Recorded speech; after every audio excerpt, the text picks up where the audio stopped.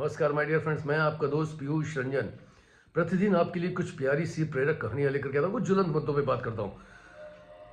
सैकड़ों कहानियां और मुद्दों से भरा हुआ है यूट्यूब पीयूष रंजन 1970। आप जा सकते हैं वहाँ पर। आइए आज आपसे फिर एक बहुत प्यारी सी कहानी शेयर करता हूँ। एक बार की बात है कि एक व्यक्ति काफ़ी दिनों बाद अपने घर की तरफ वापस आ रहा था, कई जगह से व्यापार करके, तो अपने एक मित्र के पास रुक जाता है। अमित से कहता है कि यार, मेरी पूरी यात्रा के दौरान जो है मुझे एक बहुत विचित्र चीज़ मिली है, और वो इतनी विचित्र चीज़ है कि मैं समझ नहीं पा रहा हूँ। मैं चाहता भी हूँ कि तुमको दूँ, तुम्हारी जो हालत है, स्थितियाँ हैं, उसको देख करके, लेकिन मुझे डर भी बहुत लग रहा है। अरे उन्होंने कहा, ऐसी क्या चीज़ है, क्या किस चीज़ के लिए इतना परेशान हैं आप? कहता कि मुझे जो है एक ताबीज़ मिला है, लेकिन उस ताबीज़ में क्या है कि 3 चीज़ें आप मांग सकते हैं उससे, कुछ भी, जो भी 3 चीज़ें मांगते हैं वो पूरी होती है। लेकिन मैंने भी मांग के देखी और मैं भी बहुत परेशान हुआ। कुछ मेरे और साथियों ने भी मांगी, वो भी जो है अपना सर पकड़ के रो रहे हैं। अब मुझे समझ नहीं आ रहा कि आपको दूं, कहीं ऐसा ना हो आप भी गलत तरीके से मांग दें और आपकी मांग तो पूरी होगी लेकिन पता नहीं क्या। अरे उन्होंने कहा कि जो क्या चीज़ है वो ताबीज़ मुझे दिखाओ। मैं आप लोगों ने ठीक से नहीं मांगा होगा, मांगने का तरीका आपको नहीं पता होगा। मैं उसको बहुत ठीक से मांगूंगा। उसकी मित्र की पत्नी भी वहाँ आ गई। उसने कहा, नहीं नहीं भाई साहब, दीजिए, दिखाइए। बहुत आग्रह मिन्नत करने के बाद जो है बड़े उदास मन से उन्होंने वो ताबीज़ अपने मित्र को दे दिया। उन्होंने कहा, भैया बड़े सहूलियत से जो भी करना, क्योंकि सभी बहुत परेशान हुए हैं। उन्होंने कहा, नहीं आप परेशान न, बेफिक्र रहिए। अब रात में दोनों पति पत्नी बैठे। उन्होंने कहा कि कई समय से पैसे का अभाव है, हम चाहते थे कि हम भी लखपति हों। तो सबसे पहले उन्होंने कहा कि चलो 1 लाख रुपया ही मांग लेते हैं। उन्होंने ताबीज़ का एक नियम था कि जैसे आप कोई चीज़ मांग करते हैं, ताबीज़ उछल करके दूर गिरता है जाकर के, मतलब आपकी मांग पूरी हो गई। जैसे उन्होंने कहा कि ताबीज़ मुझे जो है 1 लाख रुपए दे दिए जाएं। बस ताबीज़ उछल करके दूर गिरी जा करके, और 10 से 15 मिनट के अंदर ही दरवाजे पर दस्तक हुई।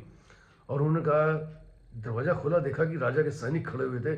उन्होंने 1 लाख रुपए की उनको पोटली दी और कहा, जो है आपका बेटा सेना में युद्ध के लिए जो गया था वो जो है वीरगति को प्राप्त हो गया है। राजा ने पारितोष के रूप में ये मेडल और ये धनराशि भेजी है।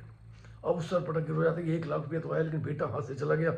उनकी पत्नी ने कहा कि जल्दी से दूसरी बार मांग लो, इससे बोल दो कि मेरा बेटा वापस आ जाए, नहीं तो कहीं ऐसा ना हो उसको दफना दें, कुछ कर दें, जला दें, क्या कर दें, कहीं उसकी लाश खराब ना हो जाए, सड़ ना जाए। अब दोनों पति पत्नी जल्दी से बैठने के बाद उन्होंने कहा कि जो मेरा बेटा है वो वापस आ जाए। 10 मिनट बाद ही देखते क्या है कि दरवाजे पे दस्तक होती है। पिताजी पिताजी। वो खिड़की से झांकते हैं, कितनी जल्दी बेटा वापस आ गया। कोई नहीं दिखता, लेकिन कुछ चहल कदम की आवाज़ जरूर आ रही थी। अब जब देखते हैं आसपास कुछ नज़र नहीं आता, लेकिन आवाज़ें आ रही थी। वो समझ जाते हैं कि ये बेटा नहीं आया, उसकी प्रेतात्मा वापस आई है, उसकी आत्मा वापस आई है। अब वो घबरा जाते हैं। बेटे को आप कितना ही प्यार करते हैं, लेकिन उसकी आत्मा जब आ जाएगी तो कहीं ना कहीं आपको दहशत होती है।